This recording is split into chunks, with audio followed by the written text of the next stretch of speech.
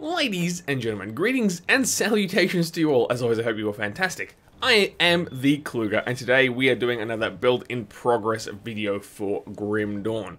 Now, we have looked at this character before. Of course, this is the Butcher of Burrwitch, which I did. The original video was actually a little while ago, and I haven't made a super big amount of progress. Oh my gosh, there's fighting going on around here, and it's giving me the camera shakes. Look, just stop it.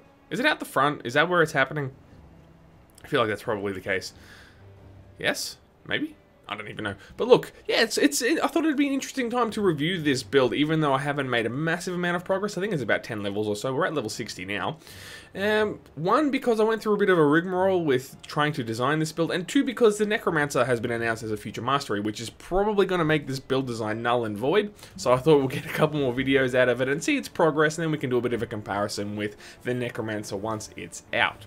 So, yeah, I actually went through a phase of thinking about re-rolling this character, because I thought, why am I doing a life leech / attack damage converted to health build without the occultist mastery? So I had to look into it, had to play around with some skills and whatever have you with another character, and it turns out that this probably actually works better specifically for the Butcher of Burrwitch item.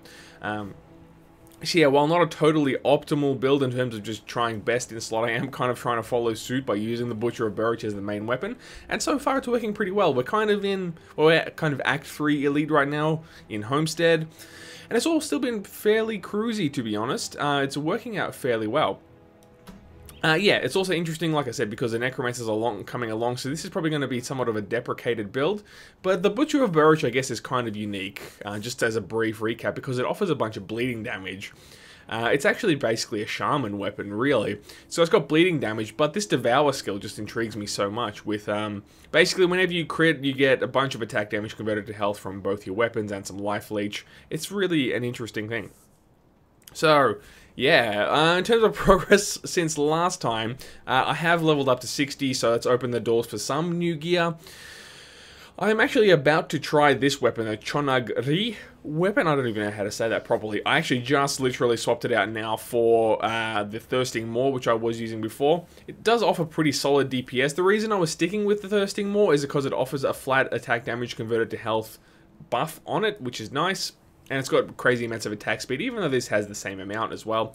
I swapped out to this because it offers good damage boosts to bleeding, of course, but the vitality damage that's there is also really, really nice as like a secondary damage source rather than dealing straight bleeding damage, which isn't super helpful.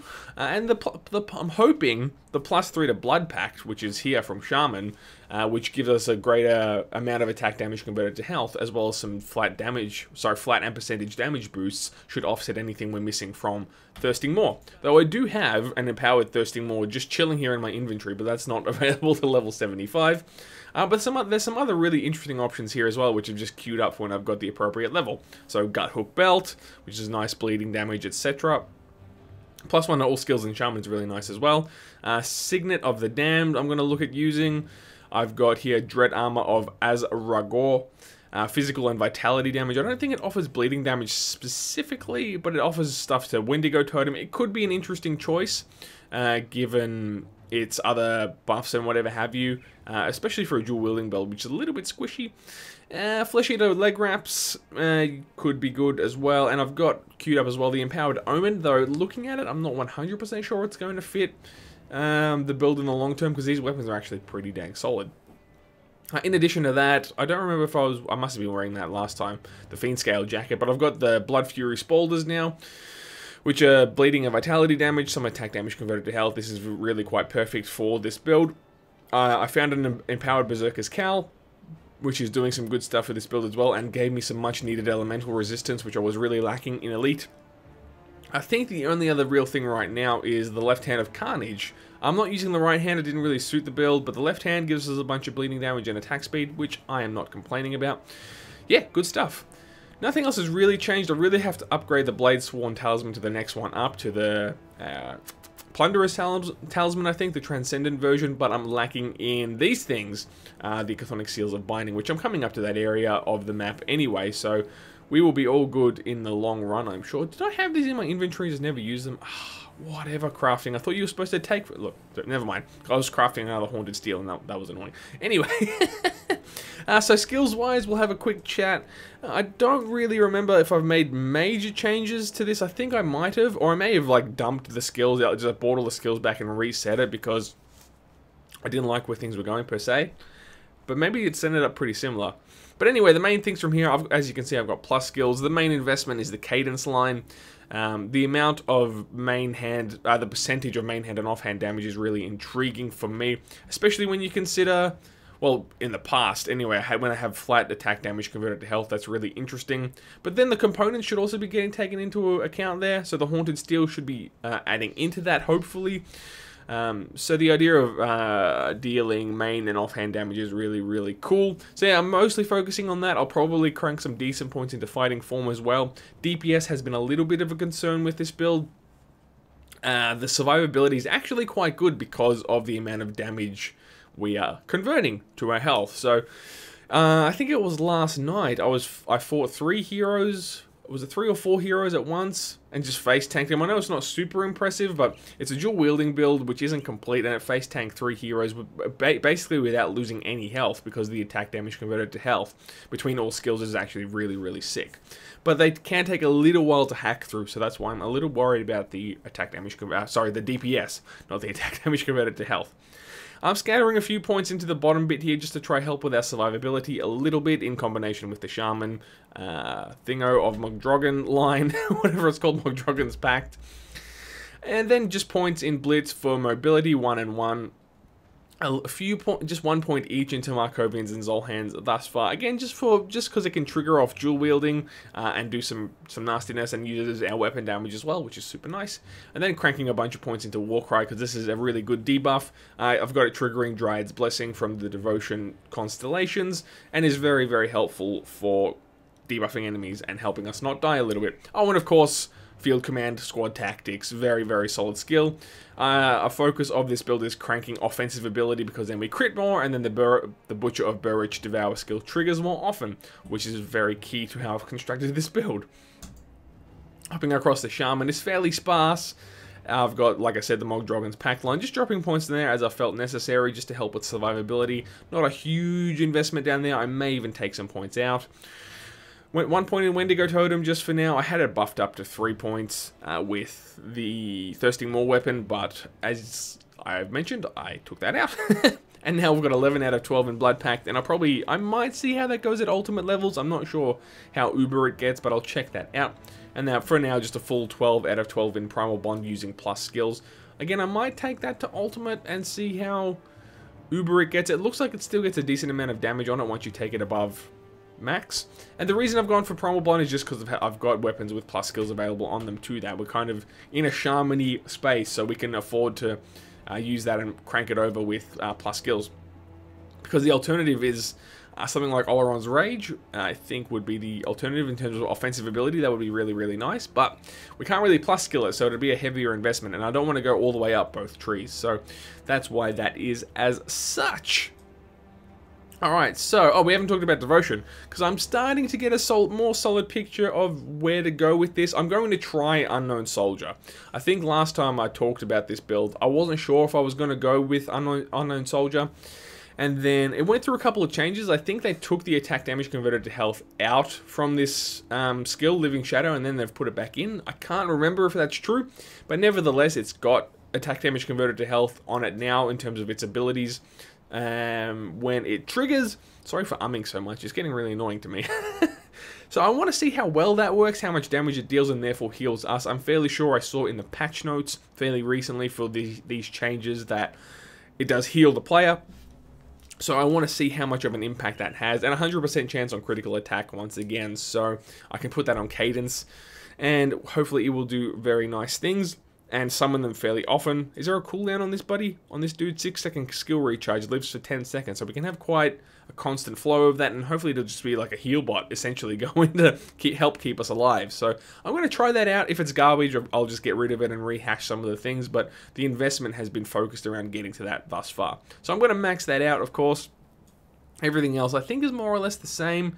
I may have had Falcon and ditched it, I can't remember, but I've got Lion, then through to Assassin's Blade. I'm mostly using Assassin's Blade because of the constellation bonuses that it gives us. I'm not a huge fan of the skill because I'm not really focusing on physical or pierce resistance, but it's a little bit helpful. I'm just using it for now, and it has some somewhat decent offerings through the other nodes. Dryad's Blessing and Dryad as like our defensive slash one of our defensive slash healing options. Scales of Volcama because the tip of the scale skill is attack damage converted to health with vitality damage, which is very nice for the overall idea of the build. And I'll probably max that out because 6% health here. Not so much that one, but the 6% health is really quite nice. And then maybe if I grab that, I could possibly start thinking about ditching this if I find some more points elsewhere. I've got Empty Throne max because I pretty much always get this for the resistances, and then I've got Wolverine mostly because it gives 6 constellation bonus to Ascendant, and that makes it easier to get to Unknown Soldier and Living Shadow. But it's not a terrible one to get because it gives us a decent defensive ability, which I was struggling with a little bit before that. And then I've currently got Bat because it gives us vitality and bleeding damage, and the Twin Fang skill isn't terrible because it uses some main hand damage and gives decent attack damage converted to health. It's not super great, but it's something and it works fairly well. I think I'm also going to aim for Huntress, which kind of justifies having the Bat constellation as well because it gives us a little bit in the Chaos affinity. It's got some really good stuff, a bunch of offensive ability through here, and of course gives us some really good bleeding damage as well. So that debuff slash damage boost could be the final sort of nail in the coffin in terms of damage output, because that has been lacking a little bit. So I'm going to grab this, and then I'm going to head over and grab that, see how the build looks. That's still a little ways off. I'm going to have to get through some of Ultimate in order to achieve that, but nevertheless, I'm going to give it a go, and we will see what's what, essentially. So we'll go for a bit of a run now. I realize this video is probably a little longer than I would have intended. Some rambling has been occurring, but that's all good. You know, it's an interesting build, so why not talk about it, right? Alright, so here we go. This is the general vibe. Chuck down your totem, hit him with a war cry, and then just swing like a madman. Now, the main thing I want you to keep an eye on here is the health bar. The health bar is the interesting thing. I'm probably a little over-leveled for this area, so it's not going to be super interesting, but like I just come in with a bit of that, hit him with this, then that. And then look, we've got a lot of decent level enemies around us in terms of, there's some yellow dudes, I don't know what to call them, uncommon enemies. So as you can see, between some of our healing from like Dryad's Blessing, all the attack damage converted to health, Wendigo Totem, all that jazz, the combination of all this stuff keeps us really well healed. So I can just pretty much stand in a pack of dudes, just swing, and just stuff dies. Like I said, we're not killing super fast. We're killing at a reasonable rate. It's not like our DPS is totally crap, but it's not super awesome either. Oh yeah, that's one. I didn't mention this skill as well. I'm toying with Fighting Spirit because with not many points, it activates fairly frequently and gives us a really good DPS and offensive ability boost, which is really cool. So I'm thinking about putting more points in that. I don't know if it's an underrated skill or maybe if I have just underrated it. Yeah, I was waiting for that. But look, here, well, there's a good test. Boom, boom. And then we just hang tight. Let's see how much... And then I can always turn on Bloodthirster, which comes from the Haunted Steel relic component add-on thingy. It's for extra attack damage converted to health and overall DPS. So, look, this is a lot of enemies, including some heroes and some annoying debuffing Raven thingos. I mean, we've lost some health here and there, but as long as we're hitting stuff fairly regular on the regular... the health just doesn't really move. It'll be really interesting to see if this level of epicness proceeds through to Ultimate, and I'm hoping to get there before the next time I update you guys on this build. Come on, baby. No. Mostly garbage. Mostly garbage. That's fine, you know, these things happen. Let me spin that camera back to default. I'm a default camera guy mostly, but I know this area you have to go the old switcheroo to see what you're doing. I should pick up some random stuff and get some extra moolah in my bank account. All right, cool. So yeah, it's really interesting, man. I really like the way that this build's working, at least for now. I don't know if it's viability long term because it's a little bit of a left field build, but I'm kind of doing that. Is that guy wielding a unique? I'm pretty sure he might be wielding a unique. Was he, or does it just look really cool? This guy that I just killed, he had a really cool weapon, I swear. Maybe not. I guess I was wrong. So here's a good example. This guy's pretty tanky, so I can't... Oh, he's reflecting my damage now. Okay. Oh, he's also dead. Alright, fair enough. I guess the bleeding damage kicked in after his reflection came down. Look, I'll run with it. Cool, cool, cool. And what was I saying? I've lost my train of thought. Oh yeah, that guy. He had a fancy, like, red-looking sword. I guess it wasn't anything to write home about in the end. But that's fine. So we'll go a couple more packs. Yeah, we got another hero to mess with. So we just go a bit of that. So yeah, look, and this guy's going to do some debuffs on the floor too. He may push us a little bit because of that. There you go. I didn't have to drink a health potion. Didn't really have to do much of anything other than standing there and just whacking the dude. And it all just goes really well. Empowered Thingo chest guard. Nah, nah. Not for us! Oh, here we go. Here's another solid pack to work against. I'm going to switch on Bloodthirster for this. This is probably going to be a little dangerous. Look, if I die, I die. I'm kind of more trying to proof of concept here than survive, essentially. So we took one dude out. We've got Bloodthirster going. I'll hit him with the Twin Fangs. And now we got the heal. We got a good series of hits there, which caused some solid healing. And there you go. We're not dead at all. So it's a cool build, right? It's actually come along better than I expected. I thought we might be kind of pushing out. Whoops. I thought I might be kind of pushing my luck in terms of trying to design a build around a single weapon like this, but as it turns out, it works pretty dang well. So, and this is with this weapon too. I hadn't actually tried Chong'an before this video, so I'm fairly stoked that it's working really well. I can always swap back to the thirsting more, but I think it was getting a little blech for our level. So it was time to upgrade, and this gives us some really nice damage boosts and all that sort of jazz, and helps the auxiliary vitality damage that we are dealing out. So there you go, I'm going to leave it there, ladies and gents. This video doesn't really need to be any longer than this. I hope you enjoyed this video. I hope you get some inspiration for it. If you have any thoughts or suggestions in terms of gear, maybe skills I've missed, whatever. If I've done something wrong, which you probably have, let me know down below. Otherwise, just leave a like, and I hope to see you again next time. My name's Kluger. You have a great day.